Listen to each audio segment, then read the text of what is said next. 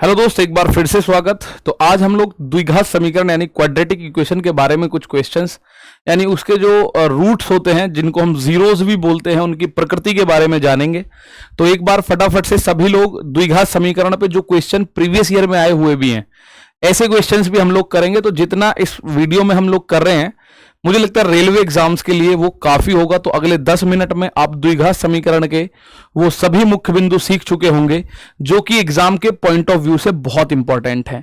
तो अगर मैं एक बात आप लोगों से करूं, माना मैंने आपके सामने ये रखा, तो इसकी अगर मैं बात करूं तो एक बात कर लेते हैं दोस्त, इसमें एक बार यहां आ जाते हैं।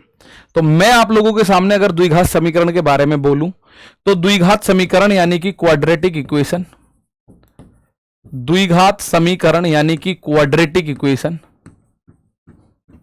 ठीक है, क्वाड्रेटिक। अगले 10 से 12 मिनट में कोशिश करूंगा कि मैं इसको बता दूं। 10-12 में अगर 15 हो जाए तो उस चीज को लेके बहुत ज्यादा टेंशन में मत आ जाना कि सर जी इतनी देर कैसे हुई, ठीक है। बाकी 10 मिनट में करते हैं ना। चलिए, तो क्वाड्रेटिक इक्वेशन में एक बात मैं बताऊं, क्वाड्रेटिक इक्वेशन में इस तरह से हम लोग लिखते हैं कि ax square plus bx plus c बराबर 0। यानी अब जरूरी नहीं है x के फॉर्म में हो, कोई भी वेरिएबल उसकी अगर दो पावर्स हैं, मतलब ऐसे भी लिख सकते हो एक्स ए स्क्वायर प्लस एक्स ए प्लस सी बराबर 0। तो ये ए के केस में क्वाड्रेटिक बनी हुई है, ये एक्स के केस में नहीं बन रही, ये ए के केस में क्वाड्रेटिक बन रही है। यानी दो घात किसकी है? ए की। यहां दो घात किसकी है? एक्स की।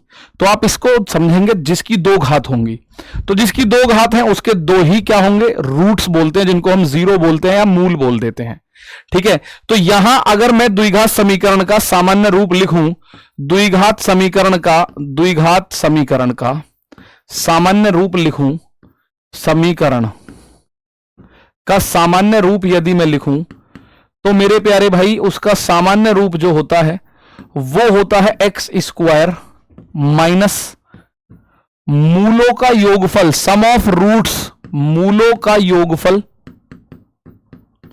इनटू में एक्स होता है, प्लस होता है मूलों का गुणनफल, मूलों का गुणनफल बराबर होता है 0। यानी अगर आप लोगों को दो रूट दे रखे हैं, उसके दो रूट बोल दो, मूल बोल दो, 0 बोल दो, शून्य बोल दो, सबका मतलब एक ही है। तो मूलों का योगफल एक्स स्क्वायर माइनस, जैसे माना कोई समीकरण है द्विघात समीकरण, उसके दो रूट्स हैं अल्फा और बीटा, मान लो अल्फा और बीटा है या ए और बी कुछ भी मान लो, तो हमने माना उसके दो रूट अल्फा और बीटा है, तो ये बनेगा x square minus alpha plus beta into x और प्लस अल्फा इंटू बीटा बराबर 0, ठीक है, बराबर 0। तो यहां से आप लोगों को एक बात पता चलती है, सबसे पहले कोई भी द्विघात समीकरण है तो इसकी अगर मैं बात करूं, कोई भी द्विघात समीकरण है तो आपको वहां से एक बात पता चलेगी। तो मूलों का योगफल अगर निकालना है तो ध्यान से सुनो, मूलों का योगफल, सम ऑफ रूट्स, क्या चीज? सम ऑफ रूट्स निकालना है तो वो होता है, यानी अल्फा प्लस बीटा अगर इसके मूल है तो वो होता है माइनस का b अपॉन ए, और b क्या है? x का गुणांक b है और a क्या है? एक्स स्क्वायर का गुणांक a है। मूलों का योगफल यानी सम ऑफ रूट्स निकालना हो तो माइनस b अपॉन ए होता है, और मूलों का गुणनफल यानी प्रोडक्ट ऑफ रूट्स निकालना हो, मूलों का गुणनफल यानी मेरे दोस्त आपको निकालना है प्रोडक्ट ऑफ रूट्स यानी अल्फा इंटू बीटा, तो वो होता है c अपॉन ए। c होती है कांस्टेंट वैल्यू, c क्या है? इसमें x नहीं होगा, इसमें x का कोई मान नहीं होगा, ये होती है कांस्टेंट वैल्यू अपॉन a आपका एक्स स्क्वायर का गुणांक है ही है, a आपका एक्स स्क्वायर का गुणांक है ही है। तो यहां से आगे जब आप बढ़ोगे तो आप बोलोगे sir a x square plus b x plus c बराबर 0। तो एग्जाम के पॉइंट ऑफ व्यू से जो चीज इंपॉर्टेंट है वो मैं आपको बताऊंगा, ठीक है। आपको इनके अंदर बहुत ज्यादा डीप नहीं ले जाने वाला मैं। तो यहां आपको पता चलेगा सर इसमें होता है एक विविक्त कर, विविक्त कर जिसको आप इंग्लिश में डिस्क्रिमिनेंट बोलते हैं, डिस्क्रिमिनेंट, ठीक है। इसको हम लोग डी से डिनोट करते हैं, डी से, इसको हम लोग डी से डिनोट करते हैं। तो मूलों की जो प्रकृति है, इसके रूट्स का जो नेचर है इसी पे डिपेंड करता है। मेरे प्यारे भाई यदि, पहला पॉइंट देखो, यदि ये जो विविक्त कर है यानी कि डी 0 के बराबर आ जाए आपका, B square minus 4ac, discriminant D होता क्या है, ये होता है बी स्क्वायर माइनस 4ac, और बी ए सी आप लोगों को पता है, मैं फिर बता दूं, जैसे ये ए है, ए होता है एक्स स्क्वायर का गुणांक यानी coefficient of X square, B होता है मेरे दोस्त एक्स का गुणांक, और सी होता है कांस्टेंट वाला पार्ट, सी होता है कांस्टेंट वैल्यू। तो किसी भी संख्या का, किसी भी द्विघात समीकरण का अगर डिस्क्रिमिनेंट आपको पता है तो वो होता है बी स्क्वायर माइनस 4ac। तो बी स्क्वायर माइनस 4ac के लिए अगर आप बोलो डिस्क्रिमिनेंट डी बराबर 0 आ गया तो दो मूल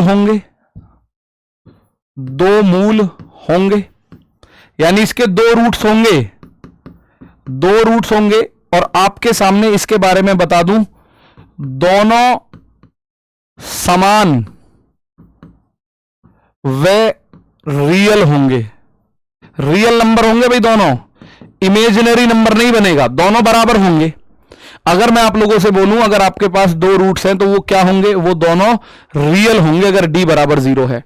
तो निकालने की बात अगर आपकी आएगी तो निकाल आप कैसे सकते हो इसके रूट्स को, पहला रूट अगर अल्फा है तो आप बोलोगे माइनस का b अपॉन 2a, और दूसरा रूट अगर आपका बीटा है तो उसका मान भी आएगा माइनस b अपॉन 2a। दो रूट्स होंगे और दोनों के दोनों रियल होंगे और दोनों के दोनों समान होंगे, और दोनों निकालोगे कैसे, अल्फा का मान भी minus b upon 2a, beta का मान भी माइनस b अपॉन 2a। तो अल्फा और बीटा क्या होते हैं आप लोग जानते हैं मूल, और a और b क्या होते हैं, a होता है एक्स स्क्वायर का गुणांक, b होता है x का गुणांक। दूसरा पॉइंट इसी सवाल में मैं आपके सामने रखता हूं, मैं कह रहा हूं यदि d ग्रेटर देन 0 होगा, यानी मैं ये बोल सकता हूं d ग्रेटर देन 0 का मतलब d पॉजिटिव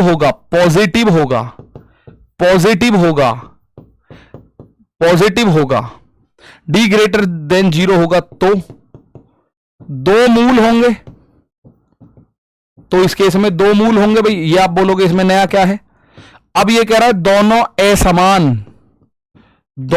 असमान व रियल होंगे, दोनों असमान व रियल होंगे। भाई मेरे दो रूट होंगे दो, तो क्योंकि क्वाड्रेटिक इक्वेशन है, डिस्क्रिमिनेंट यानी बी स्क्वायर माइनस 4ac विविक्त कर 0 के बराबर है तो उसके दो रूट्स होंगे, अल्फा और बीटा दोनों बराबर होंगे, दोनों रियल नंबर होंगे। अगर डी का मान ग्रेटर देन 0 है, डी का मान मेरे दोस्त ग्रेटर देन 0 है, 0 से बड़ा मतलब पॉजिटिव नंबर, तो 2 4 6 8 10 20 50 100 है तो उसके दो रूट अब भी होंगे लेकिन दोनों अलग अलग होंगे और दोनों रियल होंगे।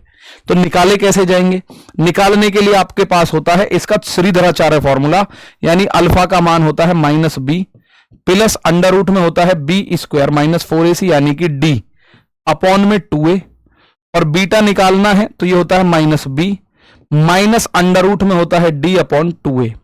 ठीक है, ये होता है B square minus 4ac, D का मान आप जानते हो बी स्क्वायर माइनस 4ac। जब डी बराबर 0 था, ऊपर डी बराबर 0 था तो ये हिस्सा 0 होकर हटा दिया तो क्या आया minus B upon 2a, minus B upon 2a। बात क्लियर है। और अब इसमें तीसरा पॉइंट और आप लोगों को पता हो, तीसरा पॉइंट मेरे प्यारे भाई और आपको बताने की कोशिश करता हूं मैं, तो तीसरा पॉइंट और सुनिएगा कि अगर थोड़ा छोटा से में लिखते हैं, यदि d इज लेस देन 0 यानी नेगेटिव है, यानी d का मान नेगेटिव है, d का मान नेगेटिव है यदि, तो कोई मूल नहीं होगा, कोई मूल नहीं होगा, मतलब रियल मूल कोई नहीं होगा, काल्पनिक मूल होंगे, काल्पनिक। कैसे, काल्पनिक यानी इमेजिनरी, काल्पनिक मूल होंगे। वैसे तो कोई होगा नहीं, कायदे में तो होता ही नहीं, काल्पनिक संख्या तो वो है जो मैं कल्पना कर सकता हूं, मतलब वो वास्तव में होती नहीं है, हम उसको क्या करते हैं, इमेजिनेशन होती है। तो बस इसी पे ये सारा आधारित होता है कि बी स्क्वायर माइनस 4ac यानी डिस्क्रिमिनेंट विविक्त कर का मान 0 के बराबर है, दो मूल दोनों बराबर रियल नंबर, डी बराबर ग्रेटर देन 0 यानी कोई पॉजिटिव नंबर है, दो मूल दोनों रियल होंगे और दोनों अलग अलग होंगे। समान नहीं होंगे उनको निकालेंगे इस तरह से, श्रीधराचार्य फॉर्मूला इसको हम बोलते हैं। और अगर d इज लेस देन 0 यानी d नेगेटिव नंबर आ गया कुछ, तो उस केस में कोई मूल नहीं होगा, अधिकल्पित या तो इमेजिनरी बोल दो या आप उनको कॉम्प्लेक्स भी बोल सकते हो, सम्मिश्र संख्याएं।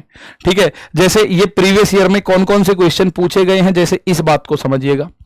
ये कह रहा है 2025 का ही क्वेश्चन है, यदि द्विघात समीकरण का विविक्त कर, यानी if the discriminant of a quadratic equation is negative. भाई नेगेटिव है, नेगेटिव है तो इसका मतलब है नेगेटिव है तो कोई मूल ही नहीं होगा, और होगा भी तो काल्पनिक होगा। तो वास्तविक और बराबर तो हो ही नहीं सकता भैया, वास्तविक और बराबर नहीं होगा। कॉम्प्लेक्स छोड़ो, रियल और डिस्टिंक्ट, वास्तविक और भिन्न, वास्तविक तो हो ही नहीं सकता, कॉम्प्लेक्स होंगे केवल, अगर होंगे भी तो कॉम्प्लेक्स कॉन्जुगेट सम्मिश्र संख्याएं होंगी। ठीक है, अल्फा प्लस आयोटा बीटा जिनमें इमेजिनरी नंबर होते हैं। तो ये तीन ऑप्शन ए सी डी नहीं होंगे, बाकी एक ऑप्शन बचा बी, वही बच सकता है। तो डिस्क्रिमिनेंट अगर नेगेटिव है तो इसका मतलब आप इसका आंसर ये करोगे। एक द्विघात समीकरण दे रखा है, इसके मूलों की प्रकृति ज्ञात करना है। You have to calculate the nature of the roots of the quadratic equation. तो मेरे दोस्त क्वाड्रेटिक इक्वेशन है 2x² प्लस x और प्लस 3 इज इक्वल टू 0। तो मैं अगर इसकी comparison ax² plus bx plus c से करूं तो मुझे पता चलेगा a का मान तो 2 है, b का मान x के साथ कुछ नहीं है तो 1 और c का मान है 3। तो इसका d निकालो, b² माइनस 4ac। पहले तो b का मान 1 का स्क्वायर माइनस 4 का मान 4, a का मान 2, c का मान 3। 1 माइनस 4 दूनी 8 तिया 24, ये आ रहा माइनस 23, यानी नेगेटिव आ रहा है भाई, यानी d छोटा है 0 से, और d अगर छोटा है 0 से तो इमेजिनरी होता है भैया, काल्पनिक, इमेजिनरी काल्पनिक। और काल्पनिक का दूसरा नाम इसमें अधिकल्पित दे रखा है, तो अधिकल्पित भी हो सकता है भाई नाम उसका, कभी आप काल्पनिक ढूंढते रह जाओ।